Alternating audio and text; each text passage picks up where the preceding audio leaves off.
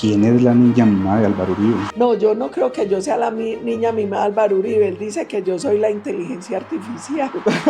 Me empezó a hacer la entrevista y me dijo, ¿por qué vas a estudiar comunicación? Y yo le dije, porque yo voy a ser presidente de Colombia. Se rió y me dijo, ¿y qué tiene que ver? El uribismo tiene una particularidad. Es un partido de un espectro ideológico muy amplio. Yo soy una mujer con ideas de derecha en un partido de centro. Y después de eso me tiran la chapa y los periodistas me dicen ChatGPT. ¿Y has dejado de hablar con Álvaro Uribe en algún tiempo? Sí, claro, nos hemos metido en chichadas y nos dejamos de hablar mucho tiempo y después volvemos a hablamos. Uno bien montañero, mis tías hicieron vaca para comprarme 2 astres pues para ir a trabajar allá. Yo caminaba descalza por la casa de Nariño. Las mejores políticas de gobierno no las diseñaban los burócratas, las diseñaba la gente. ¿Cómo era tu relación con Miguel y cómo lo veías tú en este camino a la presidencia? Miguel era muy chinche, entonces me cogía, me abrazaba, me espelucaba, me jodía. También peleamos mucho. Cuando hacía bobadas, yo le metía unos estregones. Decía, no me regañe más que no lo vuelvo a hacer. A pesar de lo fatal que fue el desenlace, el milagro de Miguel fue que puso al país de rodilla en tierra ante Dios. ¿Tú qué opinas del cese al fuego de Gustavo Petro con estos grupos criminales? Nosotros hemos logrado algo de paz con la política de Petro. Ahí sí le podríamos decir, ¿de qué paz me hablas, viejo? ¿Te toca ver a Petro? Sí, me toca verlo con su lápiz. O menos mal no la citan mucho, porque no es tan fácil aguantar eso, pero aquí hay que hacer lo que hizo Trump. Trump llegó con una carpeta llena de órdenes ejecutivas y firmó casi 300 el primer día. Yo voy a hacer lo mismo. Hace poco salía Roy Barreras también y Santiago Osorio a decir que eres una hija de mafioso, de testaferro. Los políticos, como gobiernan, hacen campaña. Me toca denunciarlos, no me hagan perder más tiempo en la corte, que yo vivo muy ocupada. Yo soy pro empresa, antiestado grandote. Mucha gente le da miedo decir eso, a mí no. Yo soy pro fracking. A mucha gente le da miedo decir que el fracking es... Hombre, estudie. Álvaro Uribe, Líder. Gustavo Petro, Antilíder. Daniel Quintero. Tampón. Hola, soy Ari y bienvenidos a un nuevo capítulo de Perfiles. El día de hoy nos acompaña una de las voces más críticas del uribismo. Amada por unos, criticada por otros, pero nunca indiferente.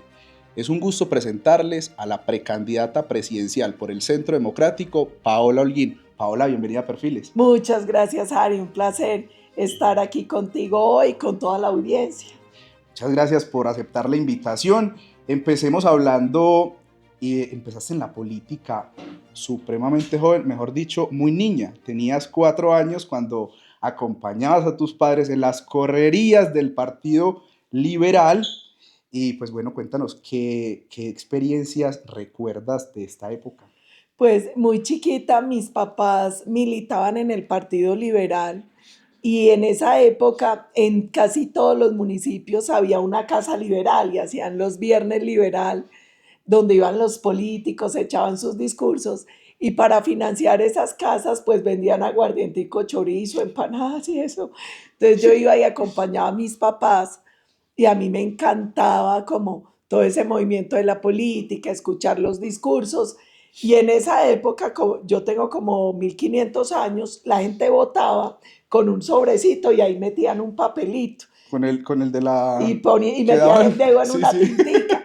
Entonces mi trabajo era meter esos papelitos con el nombre del candidato en los sobrecitos para que la gente fuera a depositarlos a la urna.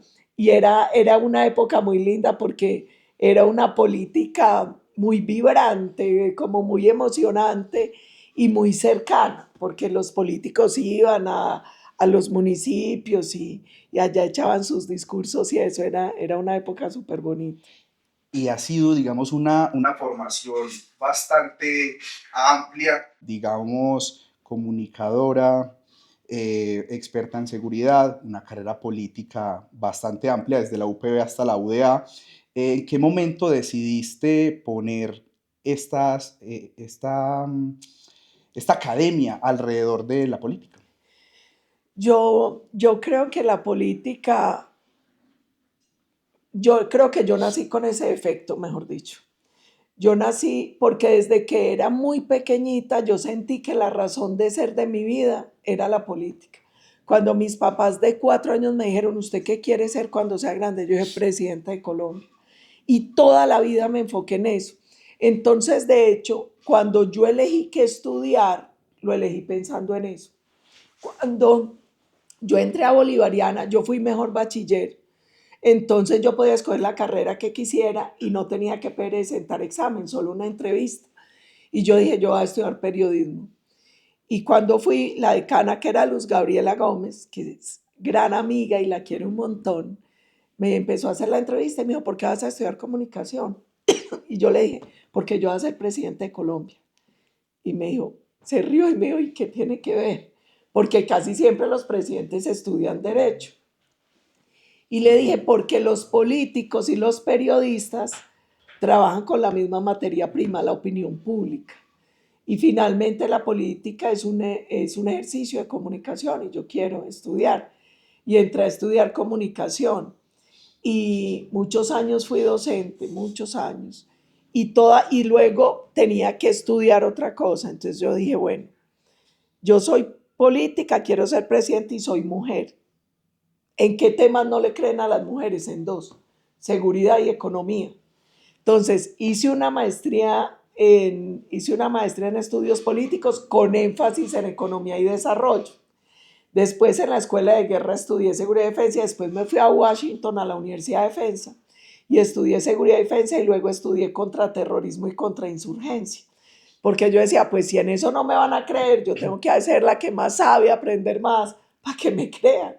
Y, y esa ha sido mi vida, como siempre, lo que he estudiado, en lo que he trabajado, todo ha ido en esa dirección de ese sueño, de esa razón de ser de mi vida desde chiquita, que era ser presidente. ¿Y qué crees que ha hecho la diferencia o qué crees que puede hacer la diferencia del nombre de Paola Holguín dentro del uribismo? Yo creo que el uribismo tiene una particularidad, el Centro Democrático, que es un partido que la gente cree que es de derecha, incluso algunos le dicen de ultraderecha, pero en realidad es un partido que se formó hace muy poco tiempo. El partido nuestro tiene como 10, 11 años y se formó con gente que viene de todo el espectro ideológico. Entonces tú en el Centro Democrático encuentras exmilitantes del MOIR, como Valverde, Fernando Alameda, que son unos hombres maravillosos, que vienen del sindicalismo y de todo ese trabajo social de base moirista.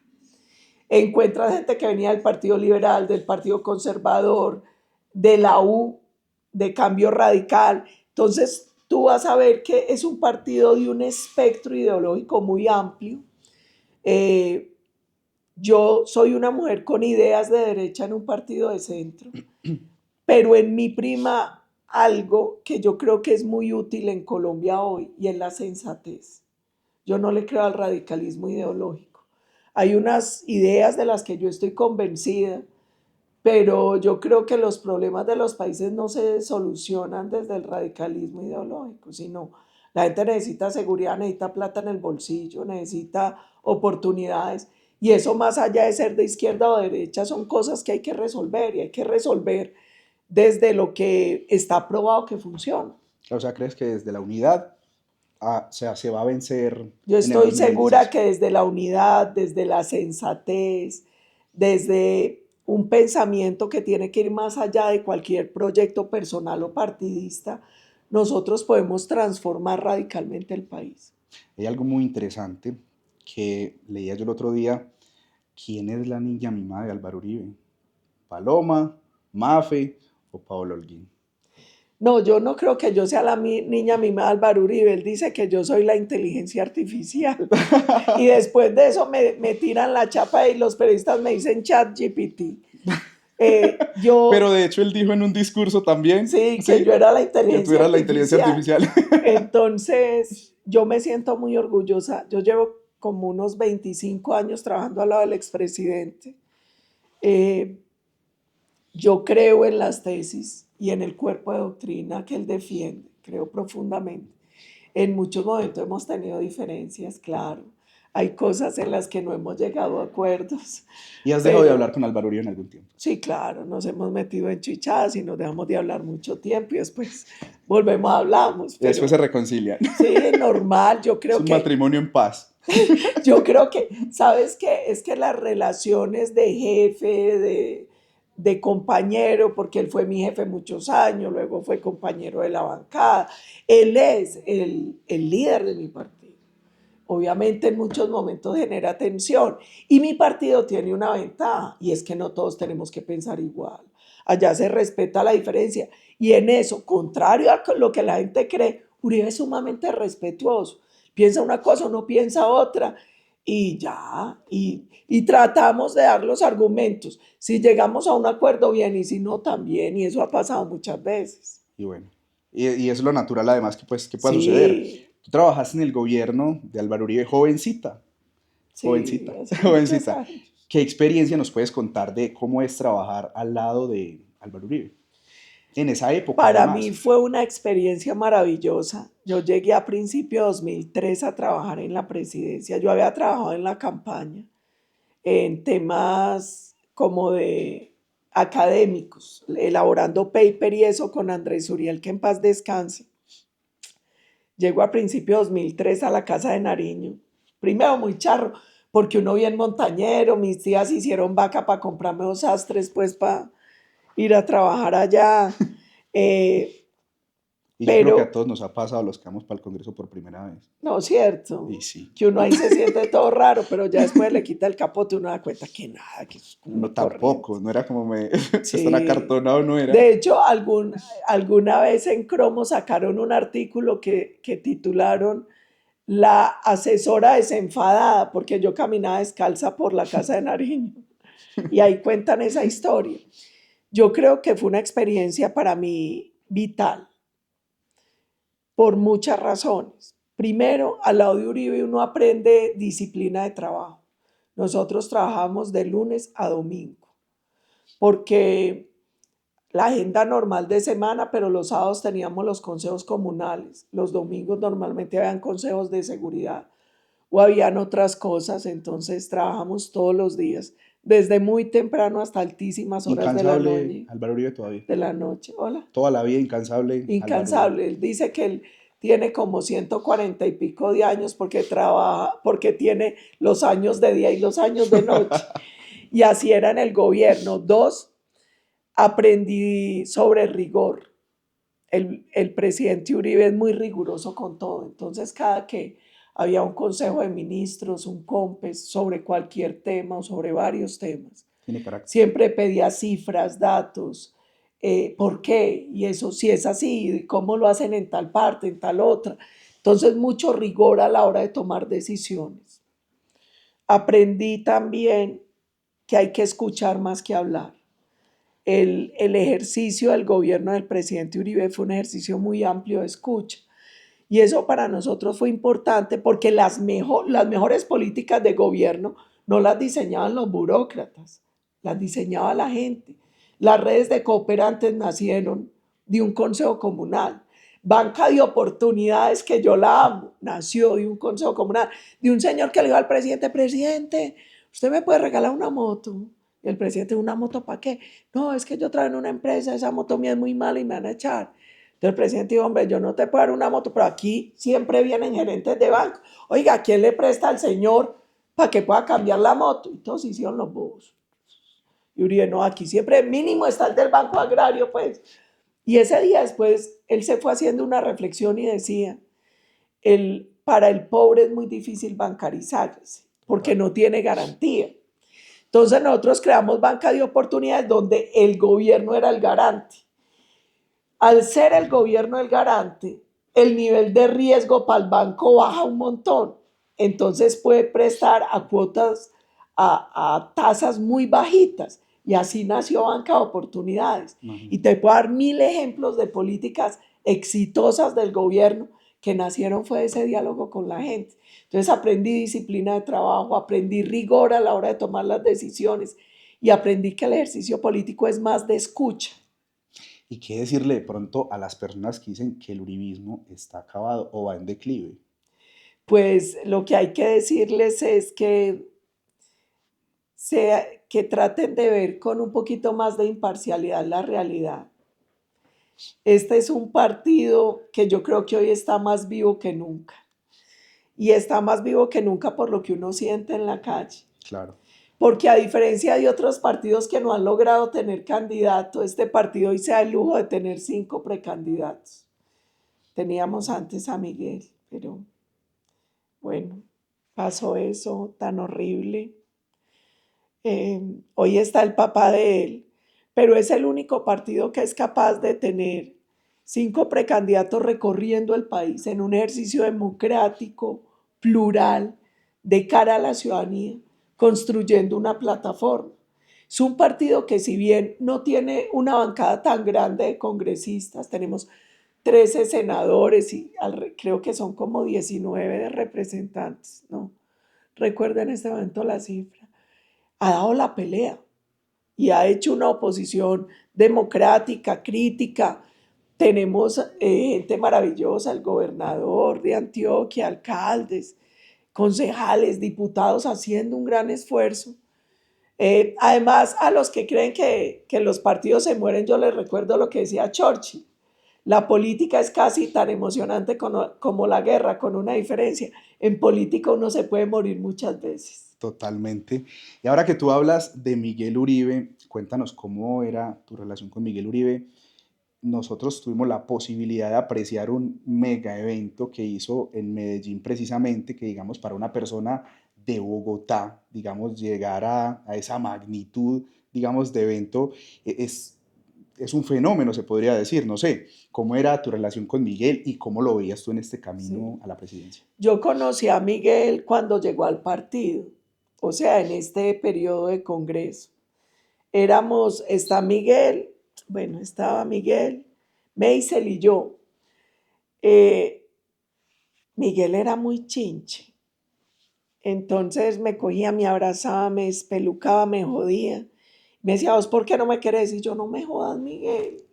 Y él era chinche, o sea, era muy chistoso, era estudioso, era muy acelerado, era juicioso, era un buen ordenador político, ¿sabes? Yo Buen nunca he elemento. servido para eso.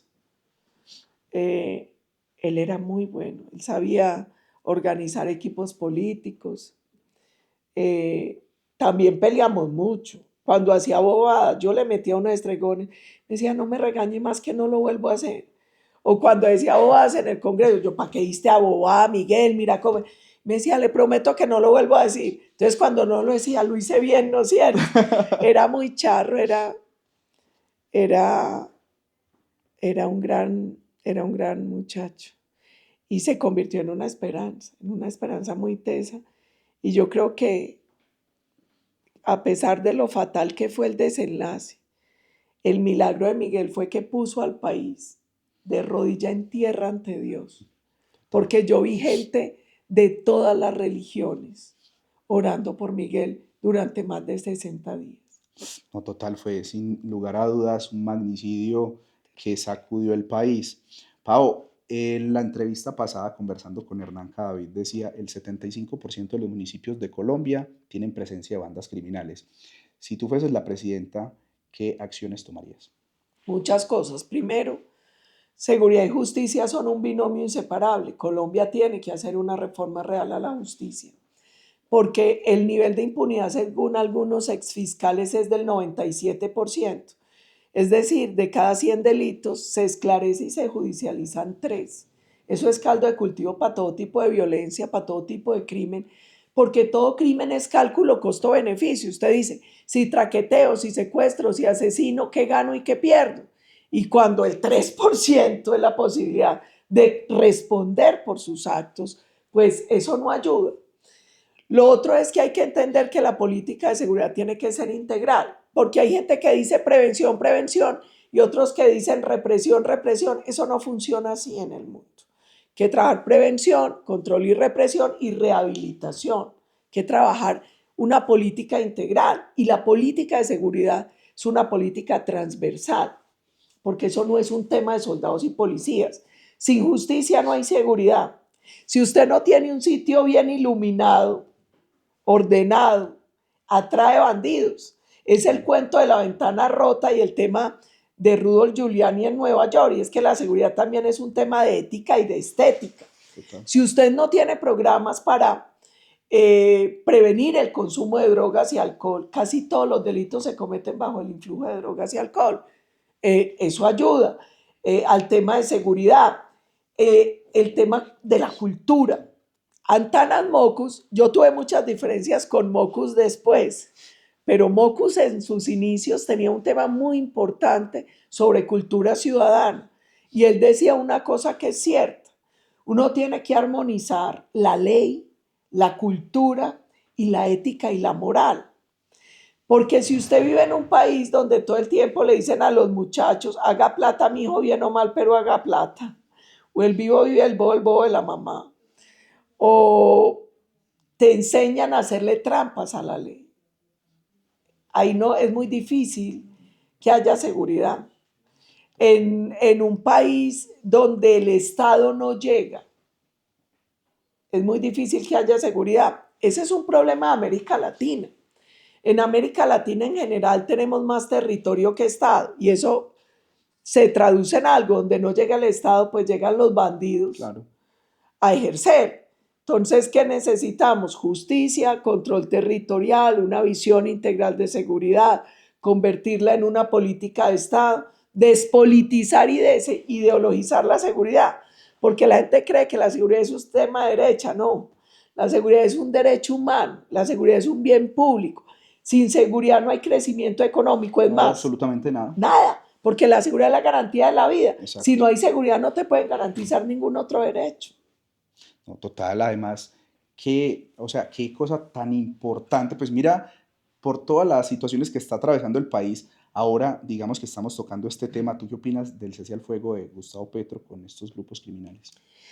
Primero, yo creo que es un fiasco la política de paz total, y es un fiasco porque es una política donde no existe un marco legal para negociar.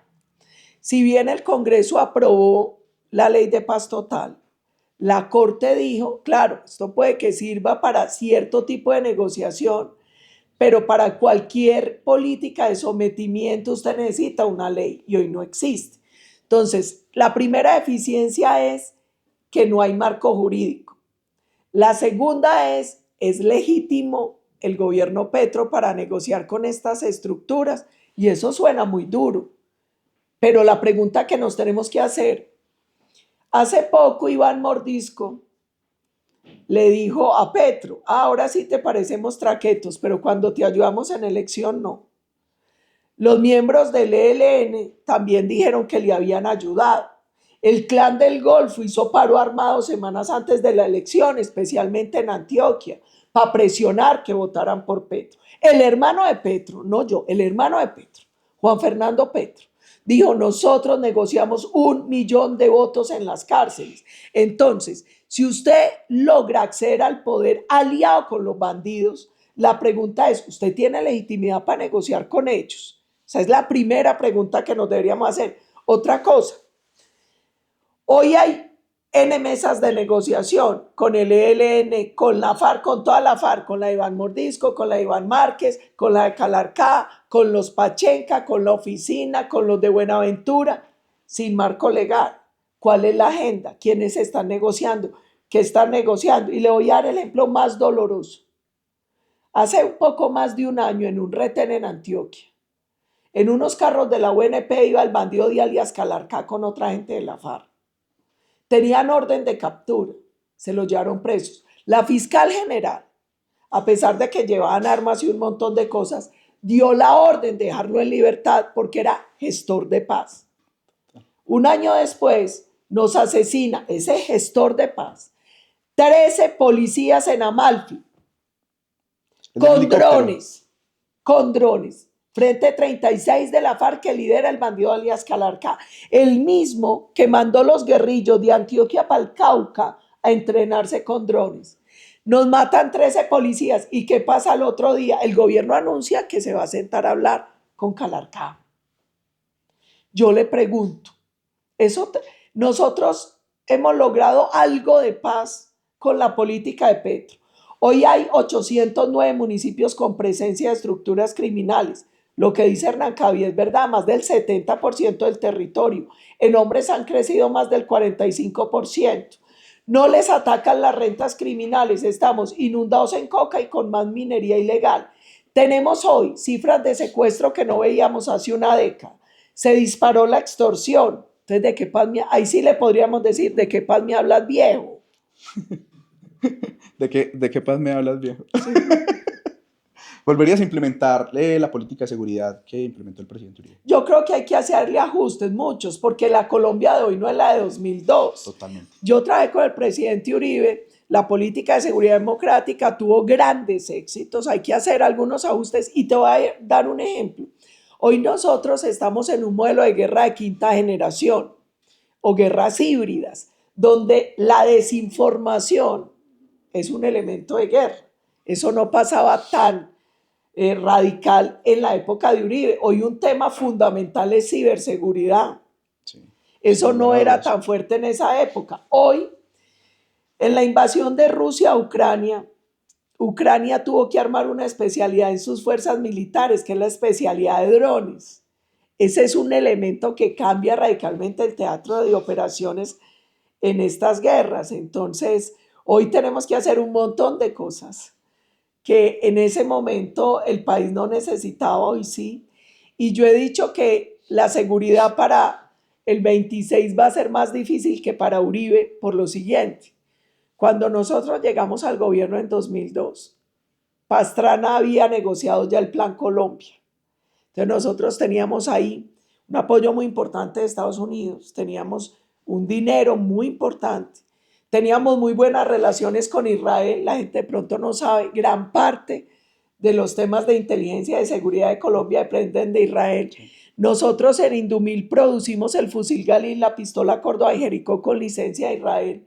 Las comunicaciones del ejército dependen mucho de material de Israel, los aviones no tripulados, los sistemas de radares. Hoy el próximo presidente llega a un país desertificado, donde se rompieron las relaciones diplomáticas con Israel. No hay Plan Colombia y no hay plata porque dejó la olla raspada. Bueno, si encontramos olla y vamos a tener otro problema, una fuerza pública diezmada y los bandidos tapados en billete. Entonces va a ser incluso más difícil. Hoy el desempleo y el costo de vida sigue siendo muy alto. Sí. ¿Qué política implementarías para poder mitigar o cómo organizarías, digamos, esta problemática que viven los colombianos, que vivimos los colombianos? La única forma de generar empleo es atrayendo inversión y abriendo empresas y apoyando emprendimientos. ¿Qué piden los empresarios? Tres cosas: seguridad física, seguridad jurídica y estabilidad política. Seguridad física, todo lo que hablamos ahorita. Estabilidad jurídica, Colombia es el quinto país del mundo, el quinto peor país del mundo para hacer negocios según el índice de complejidad corporativa. ¿Sabes por qué? Por exceso de regulación y cambio en las reglas de juego. Colombia es el país con la tasa impositiva para los empresarios más alta de la OCDE. Y Colombia tiene un problema y es que es un sistema laboral anacrónico. Aquí la última reforma que estableció unos sobrecostos y unas rigideces como para un gobierno de los años, para un país de los años 70. Hoy la economía es muy distinta. Hoy usted ve muchos pelados en Colombia que trabajan para empresas en Estados Unidos, en Europa. No es que a ellos que les importa que el sol se ponga a las 6. Eso no le importa. Y desde su casa. Sí, eso no le importa sino al último Aureliano. Eso a la gente no le importa ya. Porque hoy estamos en economías globalizadas que funcionan 24 horas, que funcionan de lunes a domingo, y por eso muchos países desaparecieron los recargos nocturnos, los recargos de festivos y dominicales. Entonces, necesitamos más inversión, menos trabas, menos impuestos para que se abran más empresas. Flexibilizar el sistema laboral para que haya más formalización, porque es que el problema no solo es desempleo. Colombia tiene casi 3 millones de desempleados, 10 millones de trabajadores formales, pero tiene 13 millones de trabajadores informales. Es más, esa pinche reforma laboral no le va a servir ni al desempleado ni al informal. Eso solo serviría si sirviera al formal, pero tampoco le sirve porque ese sobrecosto hace que los tiren a la informalidad o pierdan el empleo. Entonces hay que pensar para el siglo XXI, hay que pensar muy distinta a la economía para poder traer más inversión y generar más empleo. Y hay que trabajar procesos de formalización y de formación, porque hoy en Colombia la educación no es para el siglo XXI. Si fuera para el siglo XXI, todos los niños estarían aprendiendo un segundo idioma.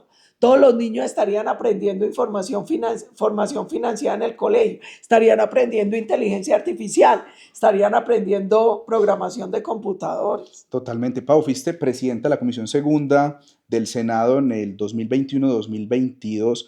¿Qué proyectos podrías destacar y de pronto qué te quedó faltando?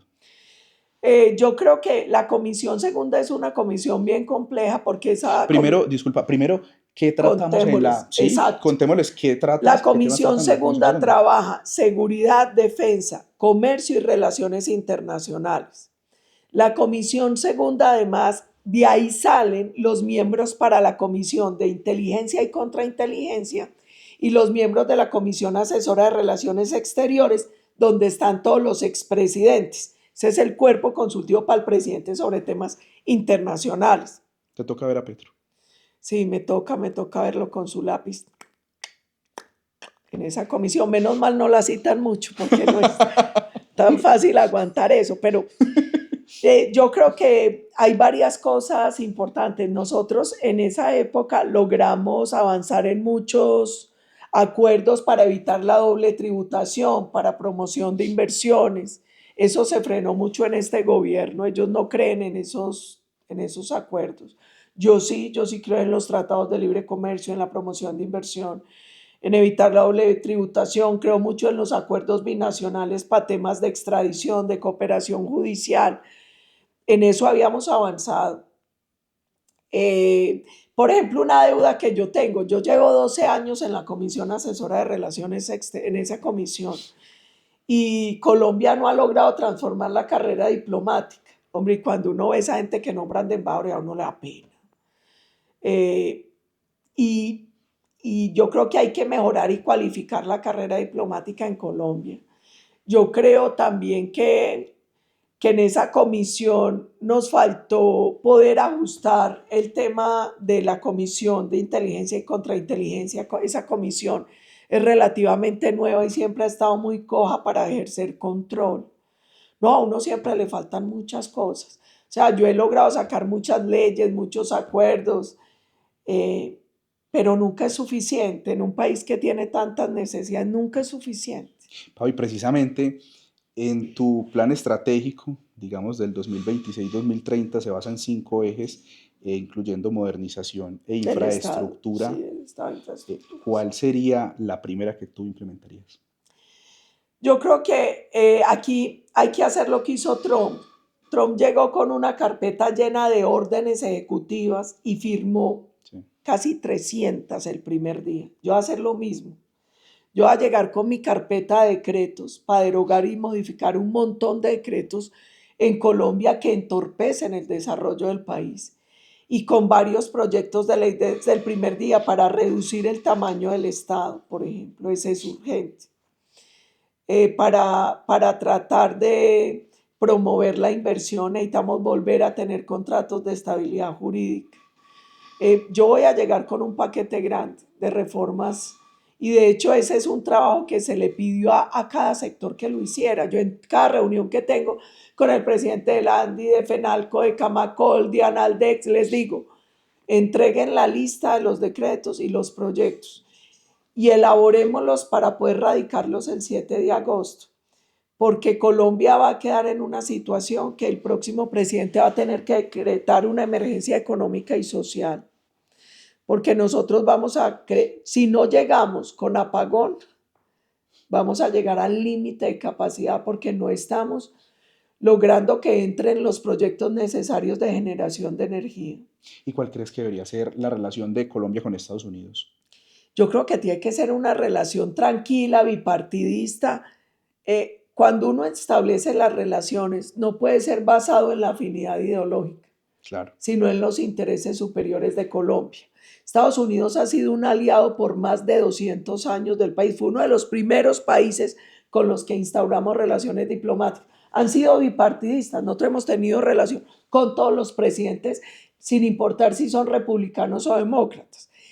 Una relación respetuosa, donde ellos son nuestro principal socio comercial, uno de los principales socios en materia de seguridad, pero además uno de los principales aportantes en tema de ayuda humanitaria en Colombia. Eso de pronto no lo sabe la gente. Gran parte de las ayudas que llegan al país, a las ONG, para desarrollo en el territorio viene de Estados Unidos. Entonces yo creo que hay que recuperar esa buena relación entre las dos naciones. Y hace poco, de hecho, decía Álvaro Uribe, perdón, hace poco decía Gustavo Petro que la ruptura o más bien, digamos, la desertificación de Estados Unidos a Colombia se daba porque María Fernanda Cabal o la gente de la ultraderecha, como le llaman, estaba viajando a Estados Unidos como Vicky Dávila, Abelardo de la Espriella, María Fernanda, y era producto de eso, Fico Gutiérrez. ¿De pronto crees que es una estrategia? A Petro hay que decirle que tras de cotudo con papero. A nosotros nos han desertificado 3 veces en la historia, desde que empezó el proceso de certificación. Este es un proceso que nació en los 60, se ajustó en los 80 y ahí se empieza a evaluar el tema de la droga en los países. Nos desertificaron en el 96 y 97, que era Samper, el del proceso 8000, y este año con Petro. Qué casualidad, los dos como ganaron, vinculados a organizaciones de narcotráfico, según los informes. ¿Qué pasa con Petro?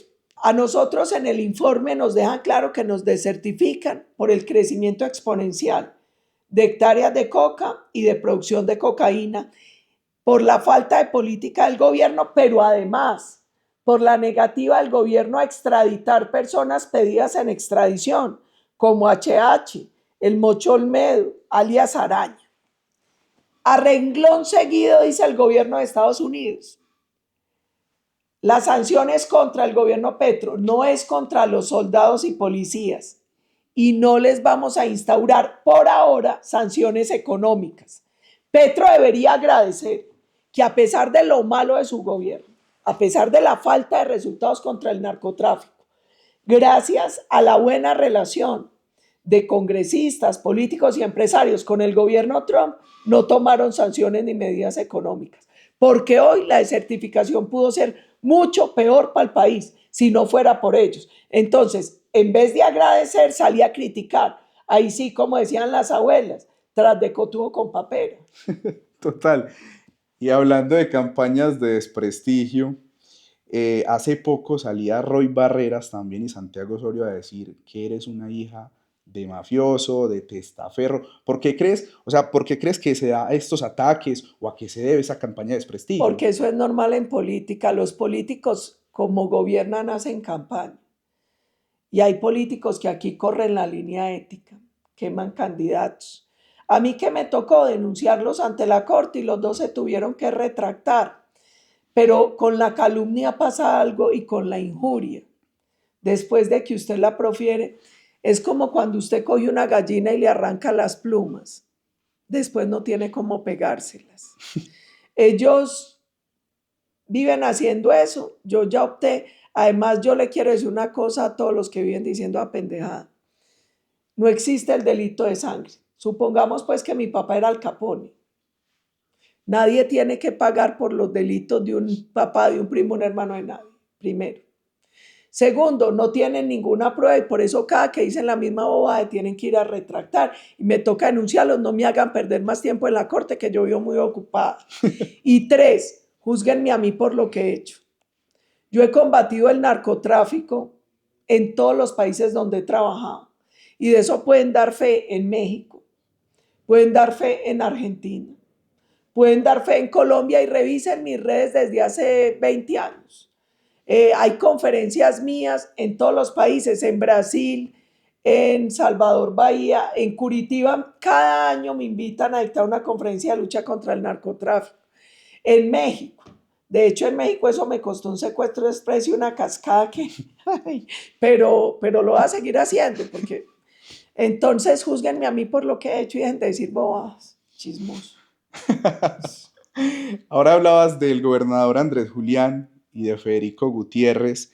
¿Cómo es la gestión del gobernador en Antioquia y cómo ves la alcaldía de Medellín. Yo quiero mucho a los dos, los respeto mucho a los dos gobernantes. Andrés Julián, yo creo que está siendo un hombre coherente y audaz. Hay cosas que no son populares, por ejemplo, esa tasa de seguridad. Y él se dio la pela y ahí entregó camionetas, ahí entregó kits.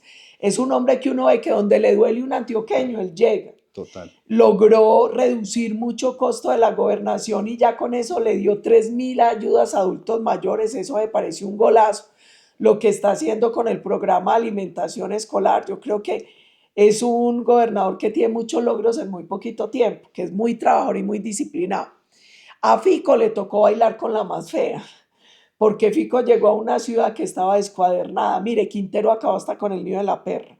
Ellos no solo acabaron con la alcaldía, sino que lograron incluso saquear y deteriorar una entidad tan poderosa y que tenía un gobierno corporativo tan fuerte como EPM.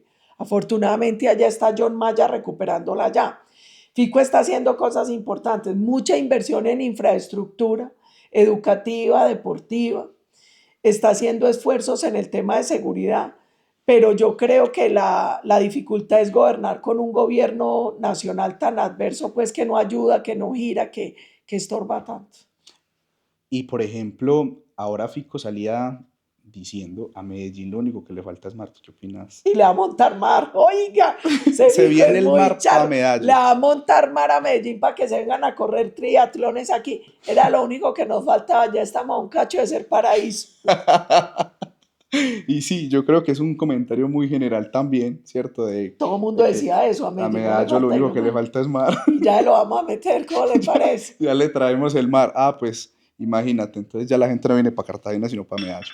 Ojo, y se pueden ir para el mar de Medellín y cuando acabemos túnel del Toyo, a 3 horas y media se va a ir al mar de De Antioquia, Antioquia. a esa hermosura de mar que tenemos en Urabá. Es que mire, gracias a Dios, a pesar de Petro, este es un país con una resiliencia y una capacidad que a pesar de la fregadera, él está aquí arranca Puerto Antioquia.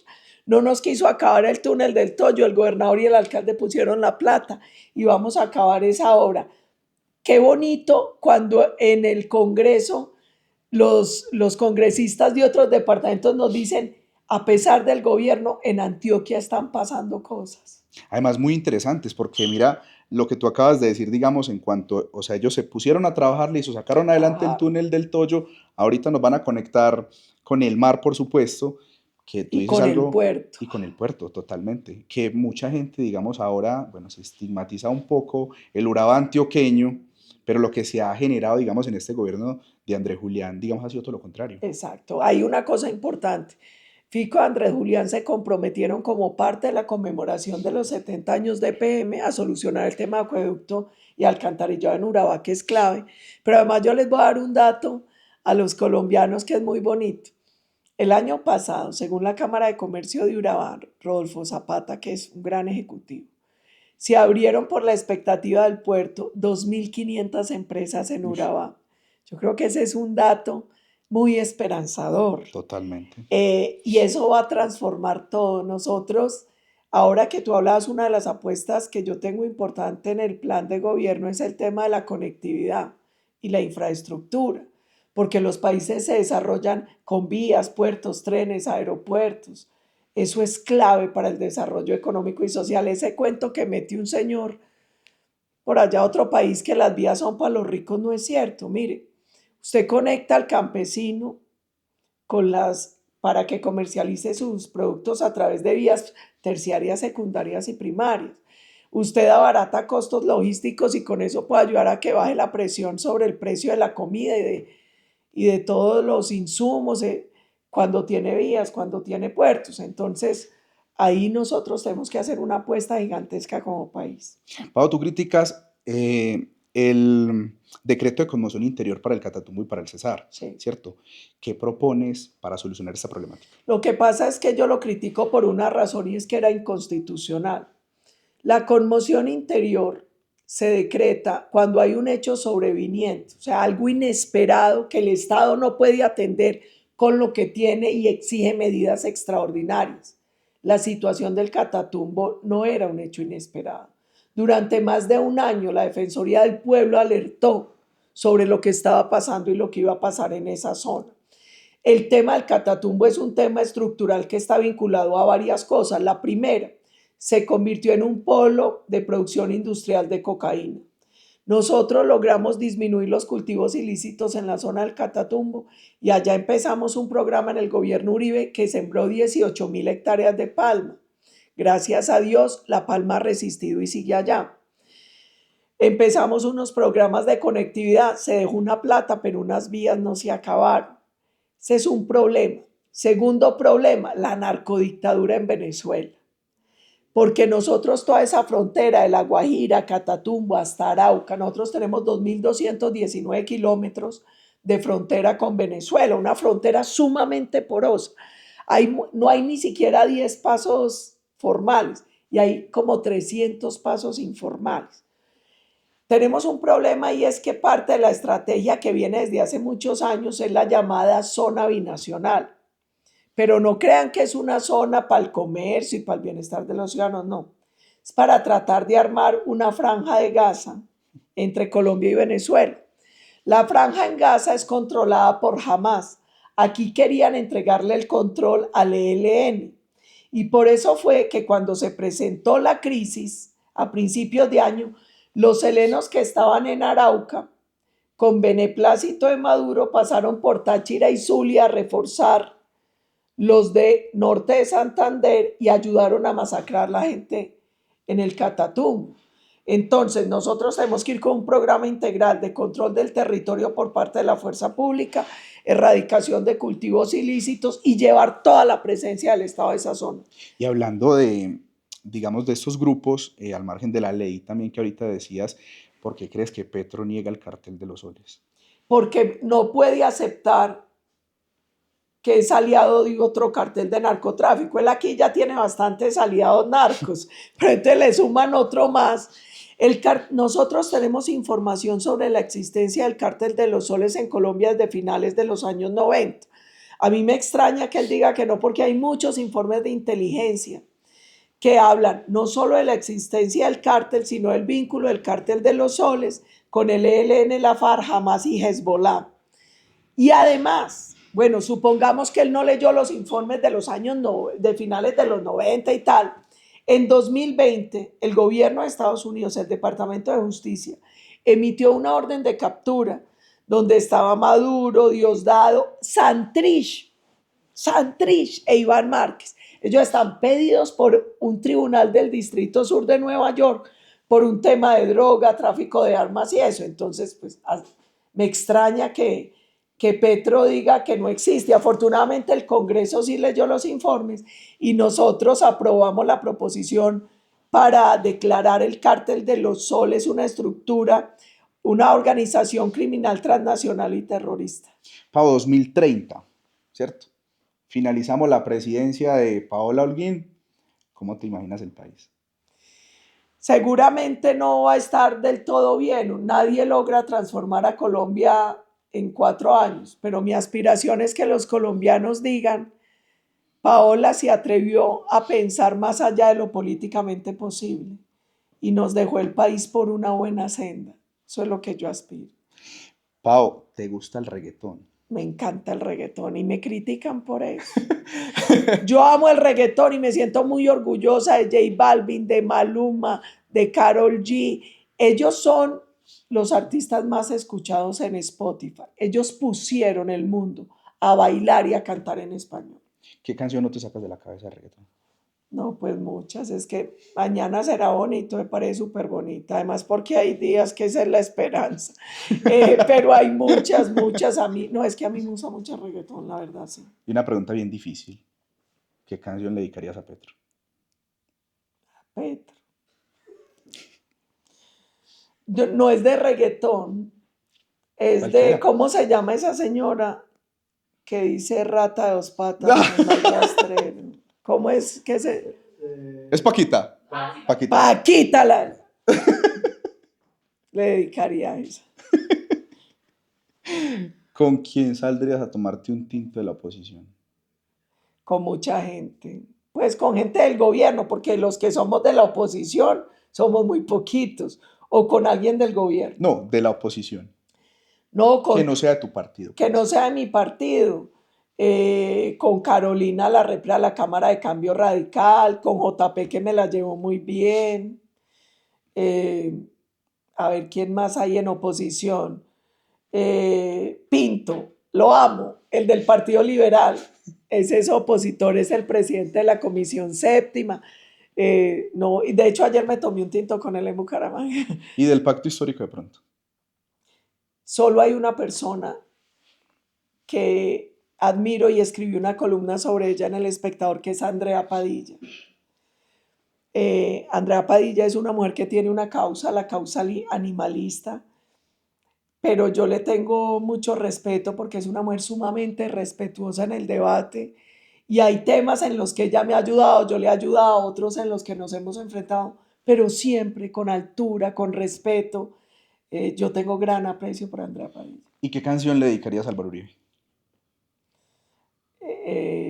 Sigue siendo el Papa.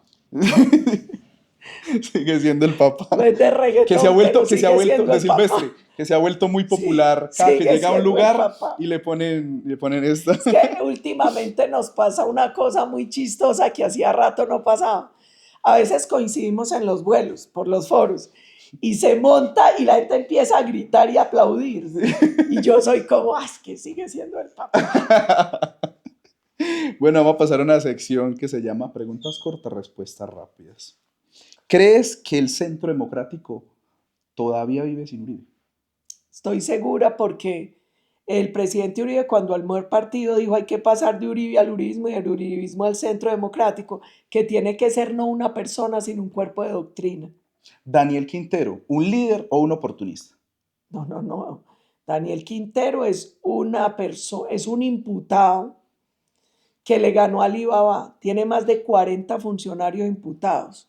Y yo le digo, porque lo he visto y lo padecí, qué señor tan miedoso. No tiene límites, no tiene límites, no tiene límites. Cuéntanos algo que todo el mundo piense, que nadie sea capaz de decir, pero Paola Holguín sí. ¿Qué pensará toda la gente? Es que es muy difícil uno saber qué piensa todo el mundo, pero Digamos un comentario general que de pronto a la gente le dé miedo tirar. a ver, a la gente que le da miedo decir. Lo que pasa es que a veces las ideas mías no son tan populares. Yo, por ejemplo, soy pro vida, yo soy antiaborto. Y a mucha gente le da miedo decir eso, a mí no. Yo soy pro empresa, antiestado grandote. A mucha gente le da miedo decir eso, a mí no. Yo soy pro fracking. A mucha gente le da miedo decir, ay, que el fracking, que el fracking. Hombre, estudien. Hace décadas Estados Unidos hace fracking. Tiene más de 1 millón de pozos con fracking.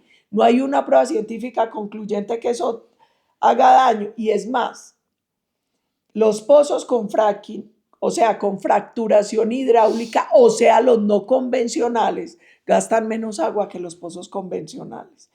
Una cosa que nadie atreve a decir, y yo sí, den la bobada con la transición energética. Colombia no es un país con una matriz energética sucia, limpia, es de agua. Entonces nosotros vamos a hacer transición de que de limpia a limpia. Nosotros lo que necesitamos es una matriz energética amplia, robusta, para tener seguridad energética. ¿Y qué le dirías a las personas que no te quieren? Que mi Dios les pague y feliz día del amor y la amistad. No, es que nadie le vea, yo le tendría miedo si usted me dice, usted le cae bien a todo mundo, me azara. Porque cuando uno tiene posturas, posiciones y las defiende, Claro. a uno le tiene que caer mal a alguien. Y a mí no me importa caerle mal a la gente. Muy bueno, a mí también hay gente que me cae gorda. Normal.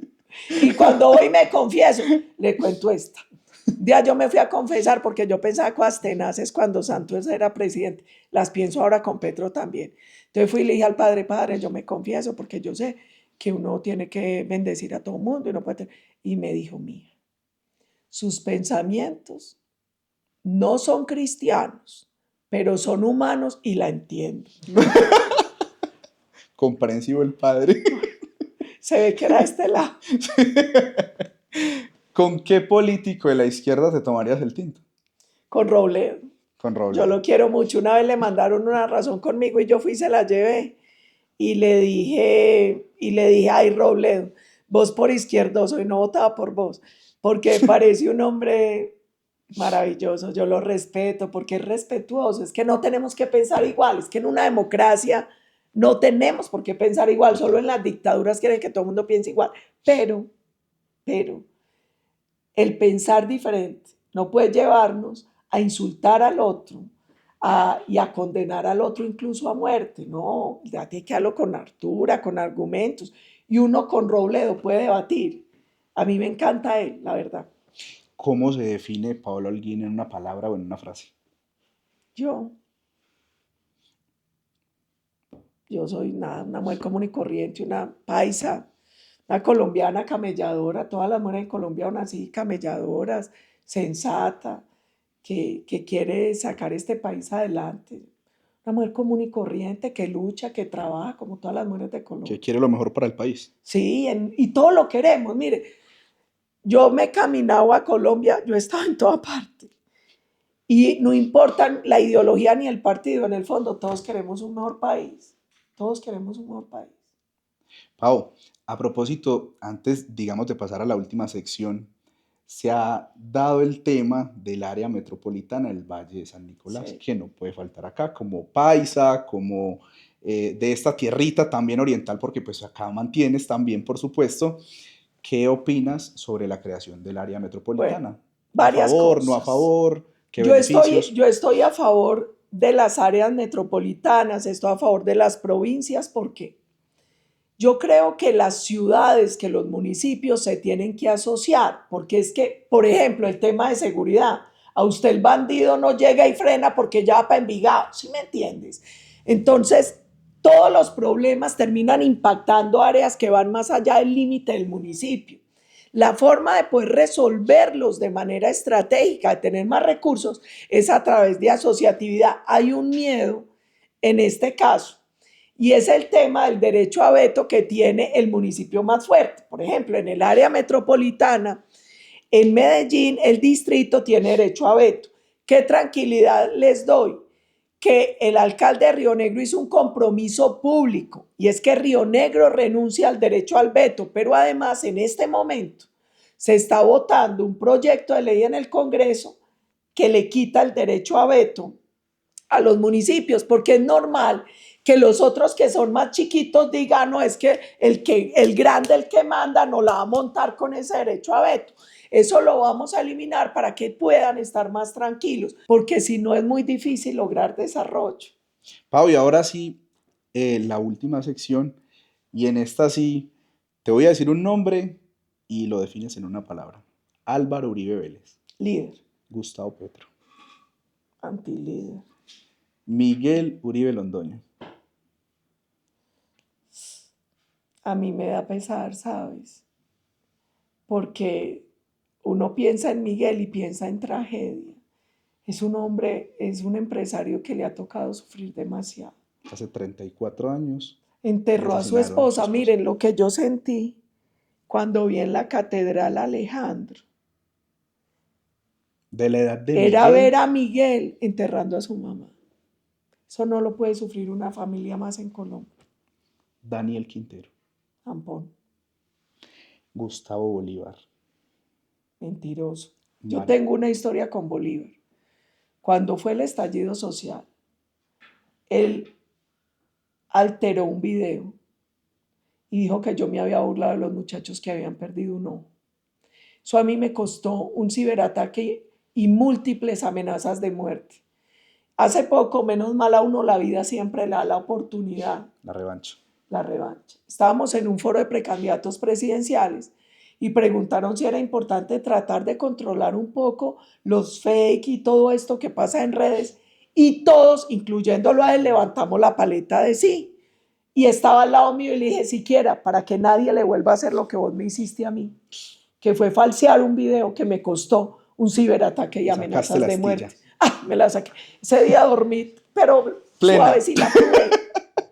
Y por último, Iván Cepeda. Uy, no. Iván Cepeda, es que, ¿sabes qué? el tema con él es muy rudo, porque Iván Cepeda es obsesivo en el tema con la guerrilla, o sea, todo lo que sea ayudar a los guerrilleros, promocionarlos, él está ahí. Y a mí me pareció súper ruin lo que él se fue a hacer a la cárcel buscando falsos testigos contra Uribe, contra Santiago. Me pareció de una ruindad absoluta, absoluta. Pau, y es así como hemos llegado hasta el final de Perfiles. Acá está nuestra audiencia desde Somos Orientes, desde Perfiles. Un mensaje final para nuestros seguidores.